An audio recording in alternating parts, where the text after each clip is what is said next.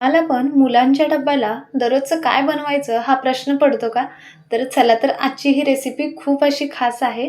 याच्यामध्ये कडधान्य, पालेभाज्या आणि पिठाचा वापर करून छान असे पराठे बनवलेले आहेत. खायला खूप चविष्ट आहेत आणि एकदम झटपट होणारे साधी सोपी रेसिपी आहे. हे पराठे तुम्ही चटणीबरोबर, सॉसबरोबर किंवा असंच खाल्लात तरीही छान लागतात. चला तर मग रेसिपीला सुरुवात करूया. नमस्कार, टेस्ट आणि बेस्टमध्ये तुम्हा सर्वांचं स्वागत आहे. तर या ठिकाणी मूग डाळ घेतली मी इथं 1 वाटी, म्हणजे 60 ग्रॅम फक्त मूग डाळ घेतली. ही मूग डाळ अर्धा तास पाण्यामध्ये भिजायला ठेवली होती, कोमट पाण्यामध्ये. त्याच्यानंतरनं थोडेसे हिरवे मूग आणि हरभरा, म्हणजे 1 वाटी 60 ग्रॅमच आहे, दोन्ही मिळून रात्रभर भिजायला ठेवली होती. नाही वापरला तरीही चालेल, पण आपण कडधान्याचा वापर करतोय. लसूण घेतल्या 7 ते 8 पाकळ्या आणि पालक घेतलेला आहे 10 ते 12 पानं. याच्याऐवजी तुम्ही मेथी पण वापरू शकता. मिक्सरच्या जारमध्ये कडधान्य टाकूया आणि त्याच्यानंतरनं भिजलेली मूग डाळ टाकूया. यामध्येच आपण घेतलेलं पालक आणि लसूण ॲड करायचं आहे. इथं मी हिरवा मूग आणि हरभऱ्याचा वापर केला आहे. त्याच्याऐवजी तुम्ही मटकी वापरला तरीही चालेल. थोडंसं पाणी टाकूया आणि पूर्णपणे बारीक पेस्ट करायची. थोडंसंसुद्धा जाडसर नको आहे. एखादं काहीतरी या रेसिपीमधलं स्किप केलात तरी चालेल, म्हणजे कडधान्य किंवा डाळ वगैरे नसेल तरी पण चालेल. तर अशा प्रकारे पूर्णपणे बारीक पेस्ट केली.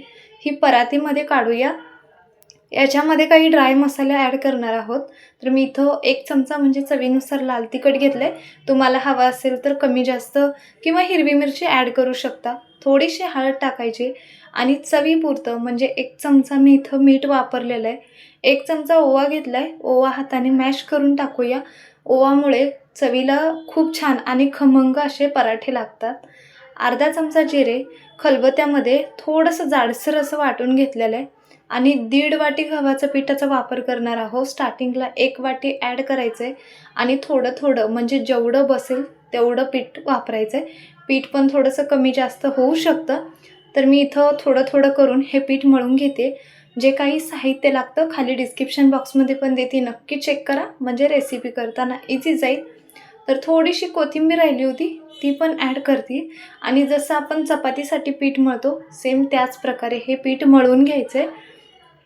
काही नाही आहे, फक्त रात्रभर मी कडधान्य भिजायला ठेवले होते आणि सकाळी मूग डाळ आणि पालक निवडून घेतली.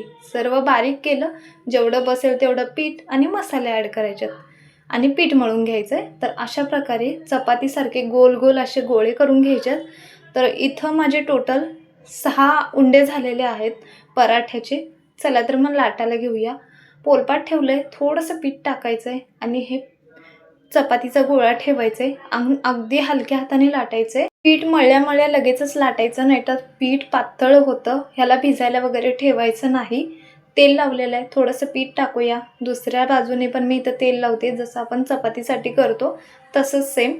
फोल्ड करूया आणि थोडंसं पीठ टाकून ह्याचं थोडंसं मीडियममध्ये पराठा लाटून घ्यायचा आहे. व्हिडिओ जर आवडला तर नक्की चॅनलला सबस्क्राईब करा, म्हणजे मी जेव्हा पण व्हिडिओ अपलोड करेन लगेचच नोटिफिकेशन मिळून जाईल. तर थोडंसं तीळ टाकते अट्रॅक्टिव्ह दिसण्यासाठी.